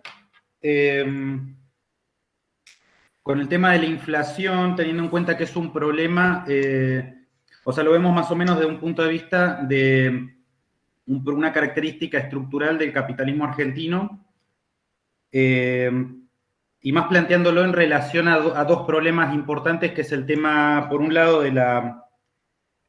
de la limitación para el desarrollo, va primero para el crecimiento económico, después para el desarrollo, y finalmente por el tema de la generación de empleo o las posibilidades de crecimiento de la economía. Yo quería saber, no sé qué pensaban en relación con el tema de el vínculo entre un agro que produce muchas divisas, pero no necesita tanto empleo, o no toma tanto empleo, y no necesita tanta inversión, y por el otro lado una industria que está en retroceso porque genera empleo, pero no puede crecer por falta de divisas, y al mismo tiempo porque estos dos sectores de la burguesía no se pueden acoplar, por así decir. O sea, porque un sector de la burguesía que produce divisas no puede transferirlo al otro sector de la economía. A grandes rasgos sería eso. Bien, yo ante eso no sé si Fabián va a subir la intervención de mientras voy contestando esto. Sí, la inflación obviamente que impacta en el largo plazo en lo que es el crecimiento y el desarrollo de un país. No, como para tenerlo bien esquemáticamente, un país no puede crecer en términos capitalistas, en términos de cualquier modo de producción, sin inversión. En términos capitalistas, esa inversión requiere buenas condiciones de valorización, y esas buenas condiciones de valorización implican cierta estabilidad en el marco de acumulación. ¿Eso qué quiere decir? Varias cosas, dentro de todas esas cosas la inflación. Un empresario, para proyectar una inversión, requiere cierta estabilidad como para, decir, dentro de 5 o 10 años, plazo de recupero de la inversión, tengo que tener tal tipo de cambio, tal precio de la energía y demás, etc. Por lo tanto, sí, la inflación, si se quiere, es un espante inversión, por decirlo de alguna manera. Y entonces entramos con el perro que se muerde su propia cola, ¿no? Al haber inflación no hay inversión, al no haber inversión, y así sucesivamente. En cuanto a la cuestión del agro y la industria, a ver, si bien Argentina tiene un problema en sí con una industrialización poco integrada, poco organizada, por decirlo de alguna manera, hay que pensar que el agro tampoco, si bien genera dólares, tampoco genera dólares infinitos. Y es por eso que todos los gobiernos, gobierno tras gobierno, están buscando algún vaca muerta, algún litio, algo que genere más dólares, porque con la cantidad de dólares del agro no alcanza. Y a su vez, digamos, si se quiere, la rueda de auxilio, si no tenés dólares del agro, sería, bueno, generar un tipo de cambio tan competitivo que las autopartes que se importan resulte redituable producirlas acá en el país. Ahora, como contrapartida de ese tipo de cambio tan competitivo, implica sostener en el tiempo un salario muy bajo. A ver, por ejemplo, con esto que quiero decir. En el 2002-2003 era redituable producir autopartes y cosas que se importan acá, chucherías que se importan, pero producirlas acá. Ahora bien, la pregunta es, en un contexto como el de Argentina, con la inestabilidad de Argentina, ¿qué empresario invierte para de acá a 10 años tener un recupero de su inversión cuando hoy es redituable, pero por ahí en 5 años deja de ser redituable? Entonces ese es un problema, la misma inestabilidad del capitalismo argentino es un problema no solo para los capitalistas, sino para la misma clase trabajadora. ¿Por qué? Para los capitalistas porque obviamente la inestabilidad genera malas condiciones de valorización para su capital. Pero también para la clase trabajadora porque justamente al generarle malas condiciones de valorización para el capital, los empresarios no invierten, se generan menos puestos de trabajo y a su vez, como no invierte, no mejora la productividad y por lo tanto no hay lugar para grandes mejoras salariales. Entonces es un problema muy, muy propio, un poco Iván lo había comentado, en el fondo es la conclusión de mi libro, ¿no? Es la parte de conclusiones, explica esto, ¿no? El problema que tiene Argentina es que al tener una clase trabajadora tan movilizada, bueno, le cuesta a la burguesía y al personal político mantener dócil y con bajos salarios por un largo tiempo a esa clase trabajadora, para que eso permita un ambiente estable para la acumulación y alta rentabilidad, que eso devenga en inversión y mejora de productividad. Entonces estamos en un ciclo donde el mismo perro se muerde su propia cola.